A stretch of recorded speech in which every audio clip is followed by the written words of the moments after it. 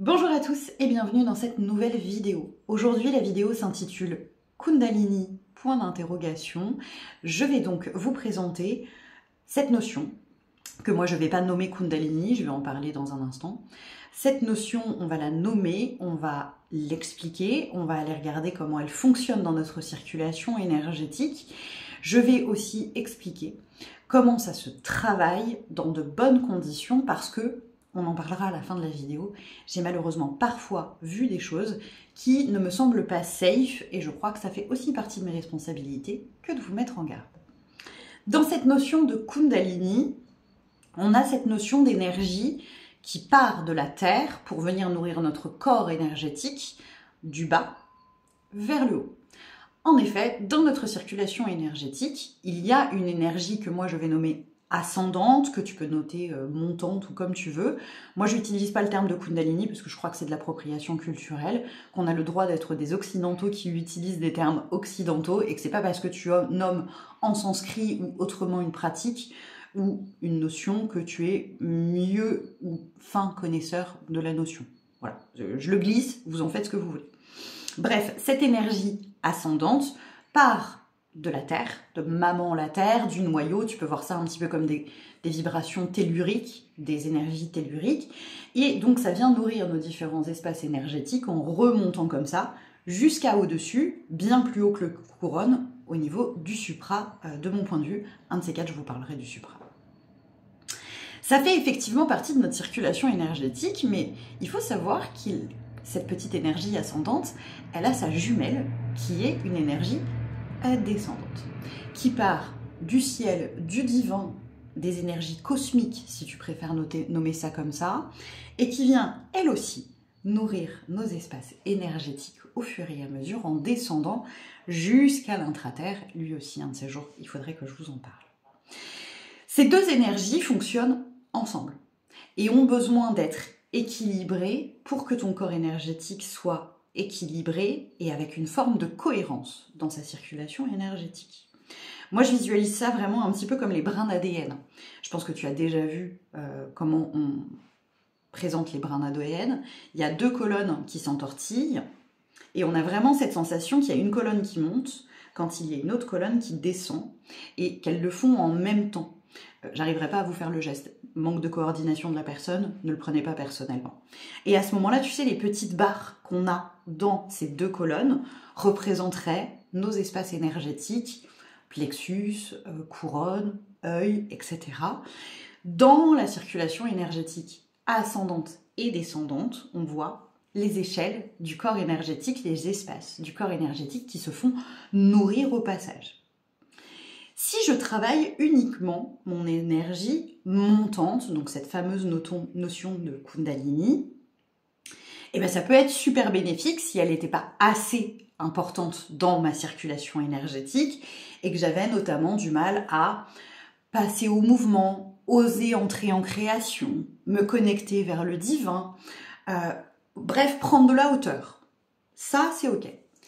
Si par contre, de base, je suis quelqu'un qui n'est pas du tout ancré, qui a tendance à déjà être trop perché, travailler cette énergie ascendante, elle va me percher encore plus.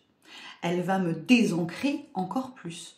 Donc si j'ai des problématiques de concret, de présent, de matière, de corps, d'ancrage, de façon assez logique, il semble que ce ne soit pas l'énergie principalement à travailler, mais bien son opposé, cette énergie descendante, dont on n'entend jamais parler.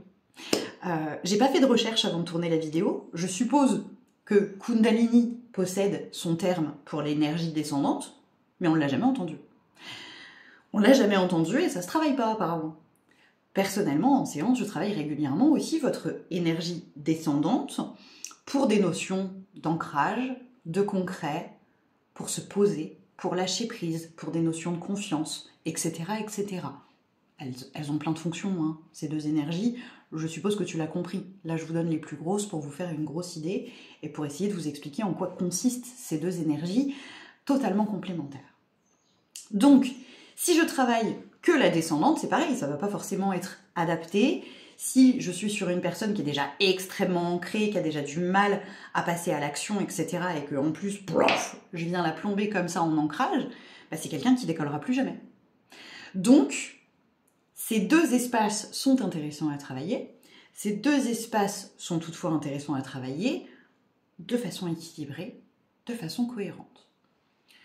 Deuxième point, souvent lorsque j'entends parler de cette fameuse Kundalini, j'entends parler de montée de Kundalini. Ce qui me dérange un petit peu, c'est que pour cette montée en Kundalini, je n'entends jamais... Alors, j'ai pas écouté tout le monde, on est bien d'accord, hein. Il y a peut-être des gens qui font ça très bien, mais je n'entends pas préparation. Je n'entends pas préparation.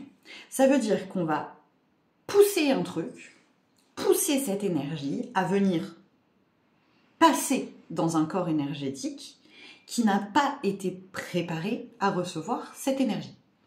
Ça veut dire quoi? Ça veut dire qu'on va y aller en force. C'est rarement une bonne idée. C'est rarement une bonne idée, peu importe le domaine, d'aller en force. Exemple, Marion, exemple.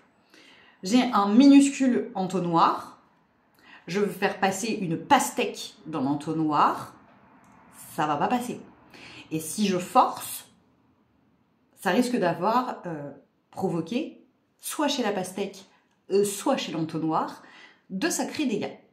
Ça veut dire que soit l'énergie ne passe pas, en fait, on nous fait croire que ça passe, mais ça passe pas parce que c'est pas préparé à pouvoir passer, soit l'entonnoir pète, et donc là on parle de tes espaces énergétiques qui vont être en surcharge, en surtension. Meilleur exemple que l'entonnoir et la pastèque, la surtension électrique. Si à la maison tu as un appareil électrique qui commence à avoir une consommation déconnante qui risque d'être dangereuse pour ton foyer, le rôle de ton disjoncteur c'est de tout couper pour éviter qu'il y ait un incident, un incendie. Là, c'est la même chose pour ton corps énergétique. On vient à haute tension sur ton corps énergétique qui n'est pas nécessairement préparé à recevoir cette belle tension. Elle est très belle, attention, quand on est préparé à la recevoir, quand on est prêt à la recevoir. Mais si on vient forcer dans un corps énergétique qui n'est pas prêt à le recevoir, j'ai eu malheureusement l'occasion de recevoir certaines de mes consultantes qui avaient vécu ces montées de Kundalini sans préparation. On a dû refaire du travail dans la circulation énergétique pour réparer les dégâts. Et ça, aujourd'hui, malheureusement, je ne l'entends pas chez les énergéticiens, je ne l'ai que très rarement entendu chez les confrères et les consoeurs. Travailler ta circulation énergétique, bien sûr, mais de façon cohérente et équilibrée.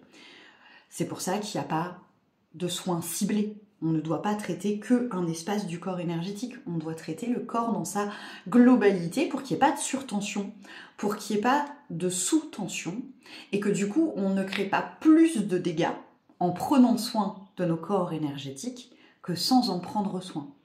J'espère que du coup cette vidéo t'aura appris un petit peu des petites choses sur ta circulation énergétique, sur cette fameuse notion de Kundalini, et sur le fait que oui, bien sûr, c'est merveilleux à travailler quand c'est fait avec les bonnes précautions, avec sa jumelle pour de la cohérence, mais aussi sur un corps énergétique prêt à recevoir cette merveilleuse énergie qui peut être extrêmement dense. Donc ça se fait, oui, ça peut être magnifique, oui, mais dans les belles conditions pour que ce soit réellement adapté à toi, à ta personne, à ta façon de fonctionner, à tes besoins énergétiques. Si tu as des questions, bien sûr, bienvenue en commentaire, n'hésite jamais à me poser tes questions, je serai toujours joie de venir vous répondre. Si tu as envie que j'aborde d'autres thématiques dans ces vidéos, eh ben c'est pareil, tu n'hésites pas, tu me laisses un petit commentaire et je me ferai une joie. Si je suis pertinente de venir vous apporter mon point de vue, parce qu'on se rappelle bien que c'est toujours que mon point de vue que je présente, j'ai pas du tout la prétention d'avoir une vérité universelle. Mais je crois que ce que j'ai dit aujourd'hui, c'était plutôt pas mal à dire et à expliquer. N'hésite pas non plus à t'abonner si ça te fait plaisir. Et moi, je vous souhaite une bonne journée. Je vous dis à la semaine prochaine. Ciao, ciao!